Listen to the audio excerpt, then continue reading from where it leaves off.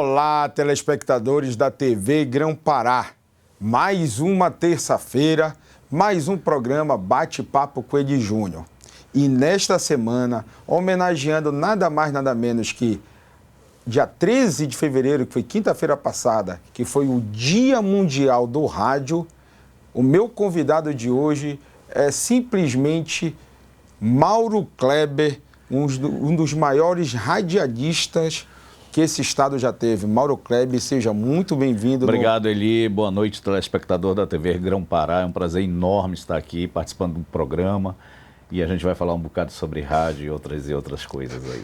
Rapaz, olha, tem muita história. Eu já brinquei com o Mauro aqui antes de entrar no ar, que eu tenho quase que certeza que esses 25, 30 minutos de programa não vai ser suficiente para contar tanta história, então acho que vai ter a parte 2.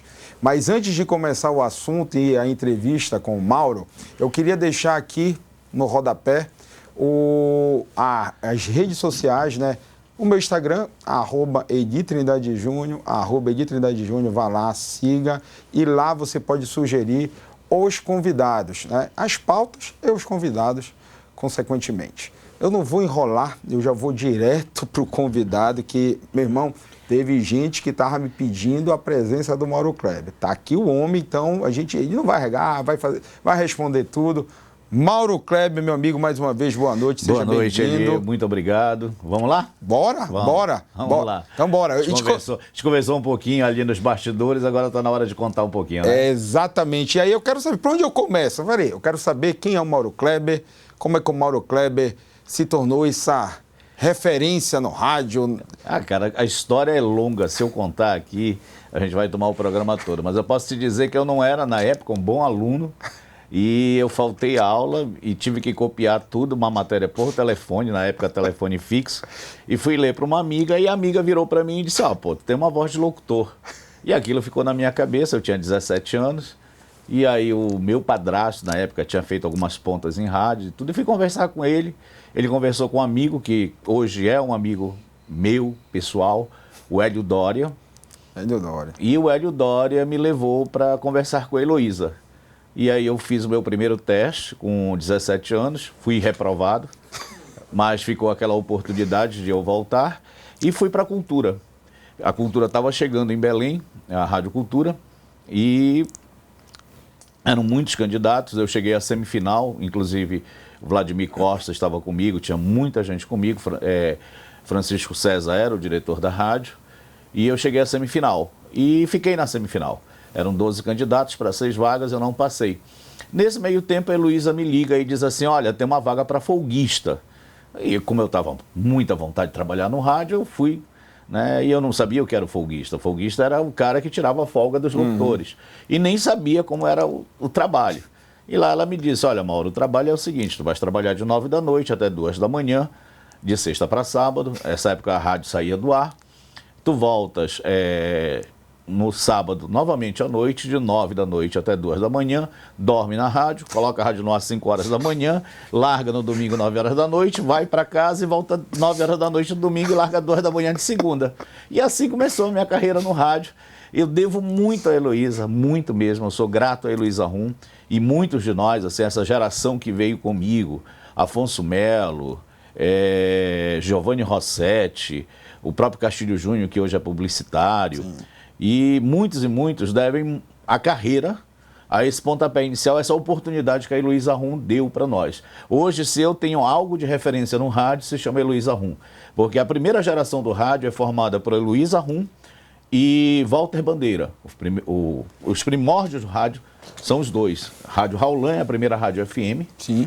Essa é a primeira geração, aí vem a Liberal com Maurício Dorce, Cacá, o Gil Dilon, que faleceu semana passada, e era uma galera que estava chegando no rádio, Verinha Pinheiro, na época, eu acho que já entra na Rádio Cidade, aí chega a Rádio Cidade, sim. Aí vem uma outra geração, aí vem a geração da Rádio Cidade, que já era uma turma de Santarém, que era o Arturo, o Nelson Gil, o Silvio Júnior, e eu já chego numa outra geração. A minha geração é pós essa geração da Rádio Cidade, que era a rádio, era o desejo de todo locutor trabalhar na Rádio Cidade. E eu começo na Carajás FM, que hoje é a 99 FM. Né? E eu comecei com 17 anos. né? Eu era um dos mais jovens, passei 3 anos e meio com a Heloísa, depois fui trabalhar na Jovem 100, que era a rádio do Carlos Santos, que hoje é a Mix FM. Passei lá 6 meses, porque no intervalo, ele formou um grande time na época, era Nonato Pereira, Heraldo Ramos, Valmir Rodrigues, era uma turma bem... Uma boa, né? Era uma equipe muito boa para a rádio. E nesse meio tempo, tinha aquela história que as rádios contratavam, não um, mas contratava toda uma equipe de uma rádio que estava bem. E a Liberal acabou contratando toda a equipe da Rádio Cidade. E a Rádio Cidade praticamente se mudou para a Liberal e ficou só o Janjo, o Rui Bastos, e se eu não me engano, o Paulo Brasil. E aí eu fui convidado. E passei lá, eu acho que boa parte da minha carreira, né? Que há uma transição da Rádio Cidade, que passa a ser Rádio Cidade Satélite, poucas pessoas souberam disso, mas a Rádio Cidade ela foi satélite, foi uma das primeiras rádios satélites do Brasil e não deu certo. E logo em seguida chegou Transamérica, chegou Antena 1 aqui, sim, e também não deram certo como rádio satélite. E chegou uma oportunidade para a família, né, a família Proença, para o Janjo e para o Edir, de colocar a Jovem Pan. Isso por amizade do avô deles, que era amigo dos Carvalhos, da rede Jovem Pan, que na época tinha as companhias de teatro que faziam rádio, e a PRC5 era uma rádio referência, a 4ª rádio do Brasil, poucos sabem disso. E por essa amizade foi oferecido a eles a oportunidade de trazer a Jovem Pan. E ali eu passei 16 anos felizes da minha vida na Jovem Pan, até que em 2010, por motivos pessoais, né, eu resolvi abrir mão da minha carreira no rádio. Que foi uma carreira assim que eu posso dizer que me trouxe muitas oportunidades, muitas felicidades no rádio. O rádio abriu portas para mim. Com certeza. Quando eu escutei dentro do rádio de um gestor da rádio que ou eu seria só locutor ou eu seria dono, eu coloquei na minha cabeça que eu ia ser dono. E acabei sendo dono da Jovem Pan Salinas. Eu, o Janjo, o Edir, mais um amigo. Acabamos que nós tivemos a Jovem Pan em Salinas. Nós tivemos mais 2 outras emissoras que nós não colocamos no ar, acabamos passando as emissoras. Mas eu galguei todos os setores de uma rádio.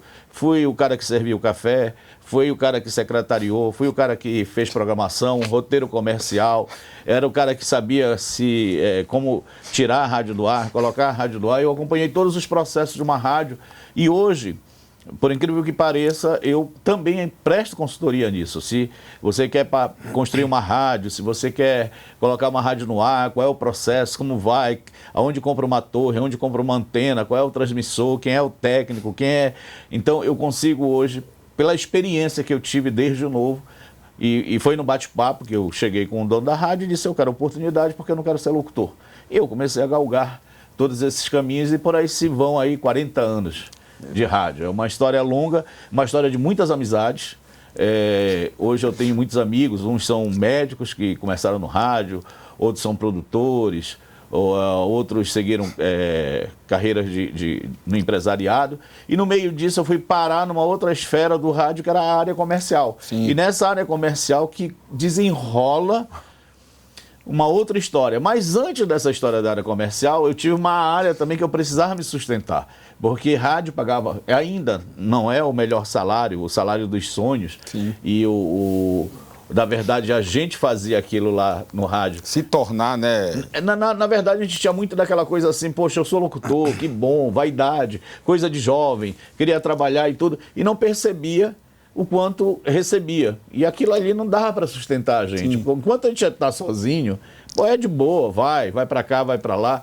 Mas chega um momento da vida da gente que a gente precisa começar a dar direções à vida, corrigir, né, rotas na vida.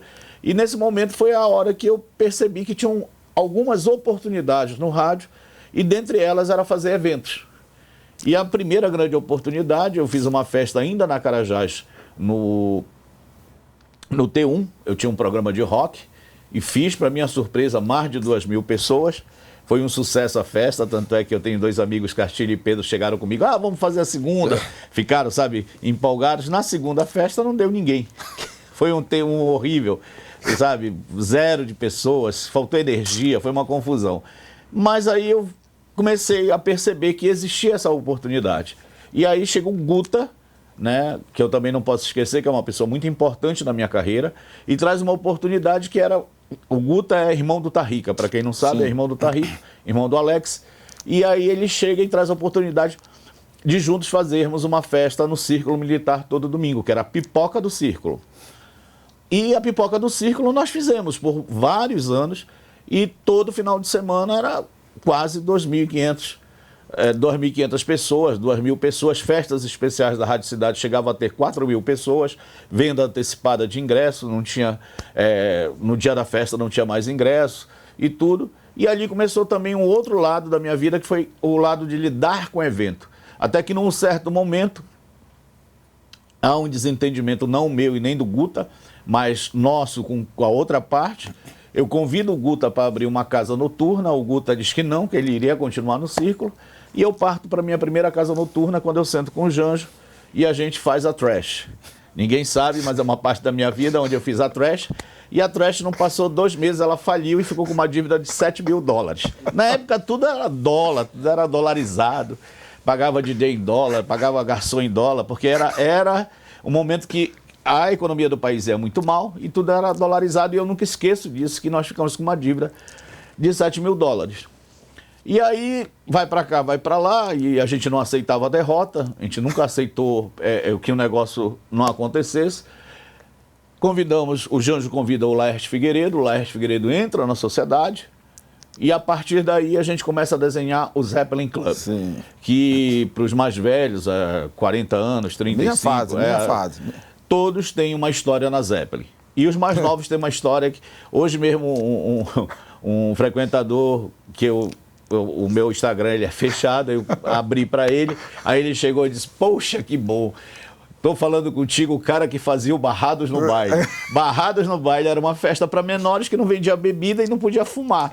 E era uma festa que dava 700, 800 garotos num domingo. Festas assim que eu fiz com o Henry, com o saudoso Alden Boy, que ficava gente de fora, os pais tinham plena confiança de deixar. Fiz outra festa também já no final do Zeppelin Club chamado Segundas Intenções, que era as segundas-feiras. Segunda-feira. Era as segundas-feiras de julho e de janeiro, que ninguém acreditava e era lotada. Lotado.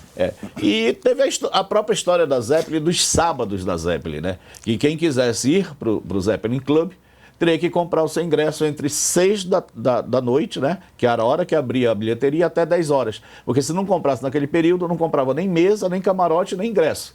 Acabava tudo.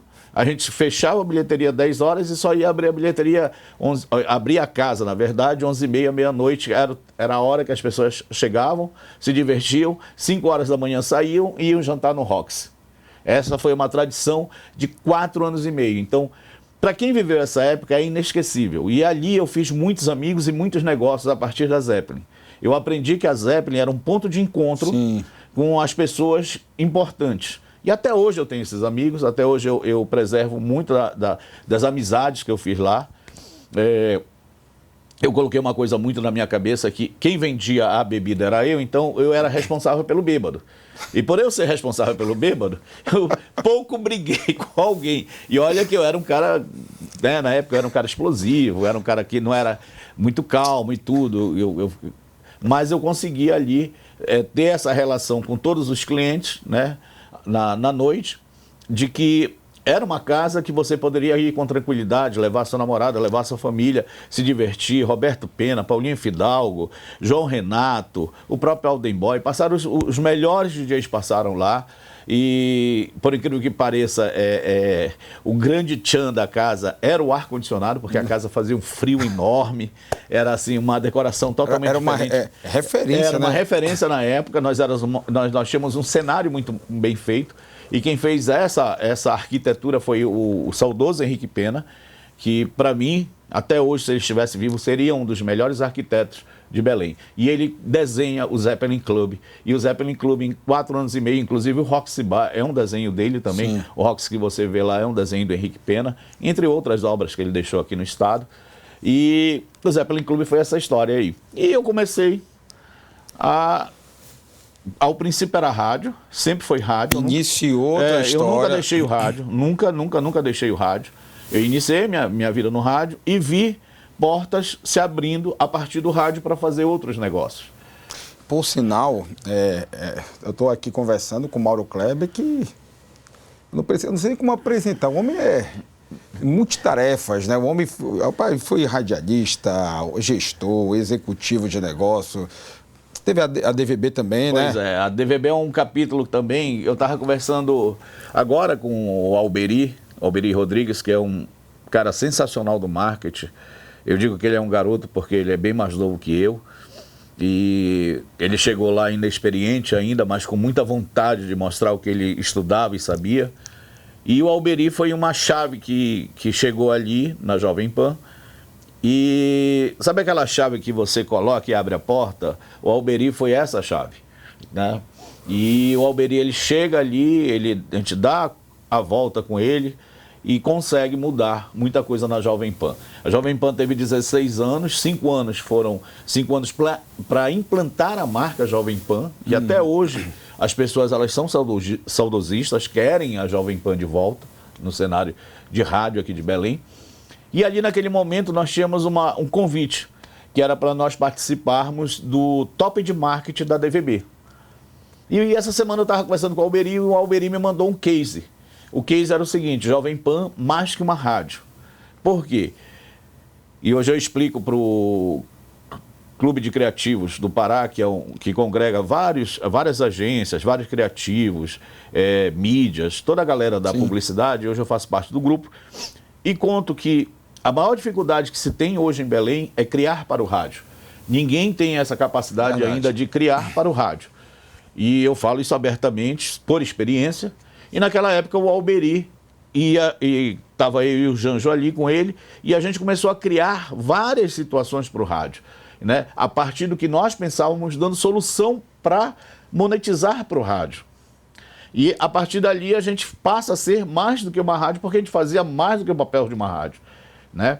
E aí esse foi o nosso case. E a gente leva esse case para a DVB e com louvor nós somos aprovados. A partir dali eu recebo um convite do saudoso também Marcos Aurélio, eu lembro, Marcão, né? Para quem não se lembra dele da Amazônia Celular e de outros. E recebo um convite dele e do Marcos Pereira, que é da Gama, para ser diretor de marketing da DVB. Se eu não me engano, eu passei 1 ou 2 gestões como diretor de marketing e depois disso eu sou convidado a estar presidente da DVB. E eu estive à frente da DVB por 2 gestões.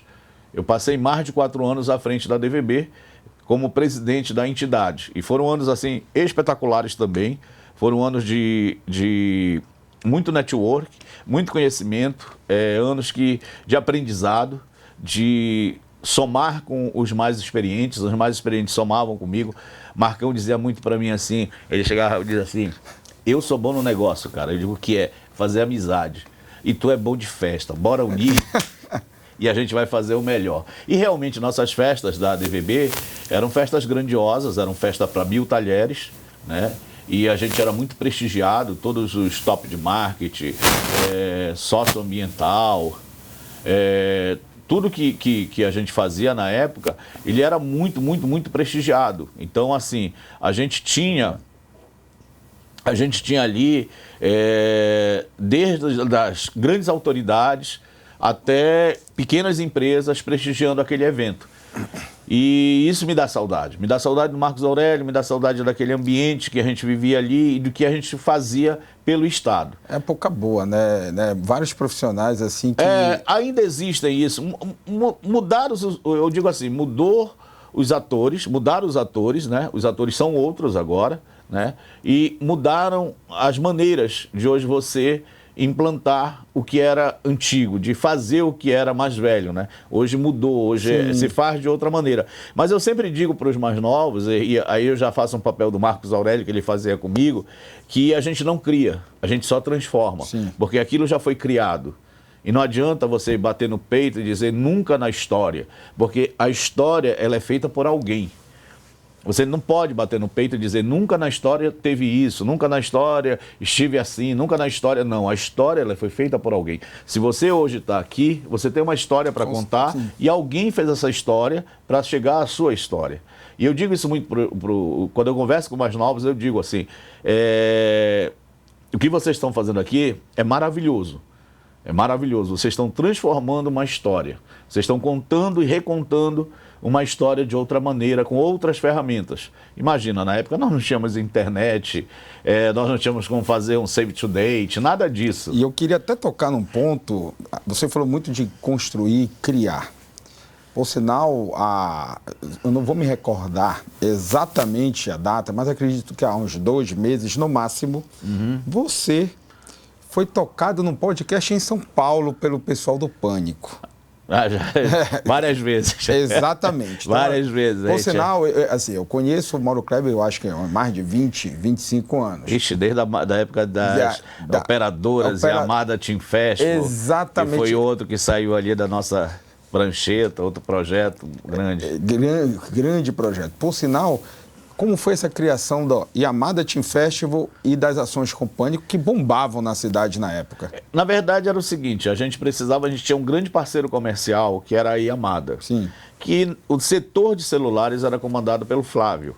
E ele deixa eu contar essas histórias e eu conto sempre que o pai dele me ligou e disse, meu filho toma conta do departamento e eu estava fazendo uma ação para o concorrente. Eu estava fazendo uma ação para o concorrente, estava sorteando no meu programa que eu fazia aos sábados, que era o Festa Pan, e eu e a Isabela, nós estávamos sorteando um carro. E o Seiroshi me liga e diz, olha, o Flávio toma conta do departamento, eu quero que você ligue para ele, eu quero que você faça mais. Aí eu liguei para ele, aí o Flávio, papai já me ligou, já sei. Eu não conhecia o Flávio, conhecia o Fábio. O Fábio sempre foi meu amigo mais vamos dizer assim... Até pela idade, próximo, e algumas coisas, isso, né? Algumas ações que a gente fazia. Exato. E aí, a primeira ação foi vender blitz. Vendemos 3 blitz para a Yamada, era ali no Plaza, e era uma ação com a Oi. Eu nunca esqueço, com a Oi. E na segunda ação, o Flávio me liga, que era assim, você fazia o supermercado, dava R$1 e levava o chip. Na segunda blitz, o Flávio me liga e diz, para porque não tem mais chip, acabou tudo. Eu lembro disso. Aí, desde ali, criou essa sinergia de que a Jovem Pan tinha uma identidade muito grande com o setor de celulares da Yamada. E aí a gente foi galgando passo a passo e pensando no o que é que a gente ia fazer de diferente. Aí vem a história de que a Jovem Pan era mais do que uma rádio. A gente tinha que pegar produtos de dentro da rádio e trazer para dentro da Jovem Pan e fazer esse produto valer para o cliente. Aí a gente traz quem? A gente pensa, pô, se uma coisa tem sucesso no Brasil é o Pânico. Pânico que na época tinha Vesgo, tinha o Vinícius, que era o Zé Fofinho, aí tinha o Bola, Carioca, Sabrina, Mulher Samambaia, eram todos personagens famosos. E na época que a gente faz, eles ainda não estavam na TV. Verdade. Eles não estavam, só faziam rádio, eles eram famosos pelo rádio. Então tinha uma curiosidade muito grande de conhecê-los. E a gente começa a fazer umas ações. E as ações foram inúmeras. Sortear carro, sortear moto, sortear casa com tudo dentro, casa toda mobiliada. E foi um grande sucesso que nós chegamos até Salinas. Nós levamos Christian Pior para Salinas. Então, assim, aquilo ali foi um produto que a própria rádio tinha e nós transformamos em algo que dava resultado. Então todo mundo comprava celular pensando naquela promoção, pensando que ia ganhar aquele carro. E as estrelas daquela promoção eram os personagens do Pânico. Que eu me lembro que era entregue no final do ano, né? Era em dezembro. Não, cada campanha... Tinha campanha de julho, Salinas, tinha a mãe, né? Não, tinha mães, tinha pais, namorados, cada campanha a gente trazia. Eu lembro muito bem que o Flávio me liga um dia, disse, ei, Barão, ele me chamava de Barão, ei, Barão, eu estou impressionado, eu digo que foi, nós vendemos mais Oi do que as Casas Bahia. E foi uma campanha de paz, de agosto, que ele deu esse número, eu fiquei assim, a equipe, ficamos felizes, porque a gente tinha feito uma ação muito boa. Lembro também de uma operadora que não quis participar da nossa ação, e o Flávio pegou e disse, não participa mais de nenhuma, fecha tudo, até que fecha o quiosque. Essa palavra era. Mas assim, a Yamada era, de cada 10 celulares, pelo menos 7, você pode me corrigir, eram vendidos por ele, né, pela loja. E alavancadas com essas ações que nós fazíamos na época. E chega um momento que veio uma promoção, que era a promoção para nós fazermos, trazer mais ainda esse público jovem para dentro da Yamada, que iria completar 50 anos, se eu não me engano. E surge o Yamada Team Festival. E o Yamada Team Festival foi um festival que eu sempre falo, conheço, respeito os organizadores de eventos aqui em Belém todos, mas Belém nunca teve e talvez tenha um evento igual o Yamada Team Festival. Foi um evento plural, um evento para todos e que ficou, quem foi lá, ficou gravado isso para o resto da vida. Quem não foi na época se arrepende. E os mais novos não sabem dessa história e precisam pesquisar para saber o que foi o Yamada Team Festival. Gente, eu avisei que vai ter que ter dois programas com ele. Ele contou, acho que 20%, 30% da história aqui dele na rádio, de negócio, de evento. Por sinal, eu tive a oportunidade de acompanhar parte desses eventos aí também. Mauro, já quero deixar aqui o convite para a parte 2. Que é a volta da Jovem Pan. Exatamente. É a volta da Jovem Pan. Então, pessoal, hoje, Mauro, eu deixo aberto aqui para você fazer suas considerações finais e falar que você volta aqui com a gente. Bom, obrigado por esse espaço. Realmente o tempo é curto para uma história muito longa, não só minha, mas do Rádio Paraense. Porque, com respeito a todos os profissionais, o Rádio Paraense é um rádio de destaque. Quando falam de mim do Pânico, lá o pessoal de São Paulo fala, não é para me agradar, mas pelo trabalho que nós, aqui de Belém, fizemos dentro de uma rede. E a rádio está voltando agora, volta em 107.5.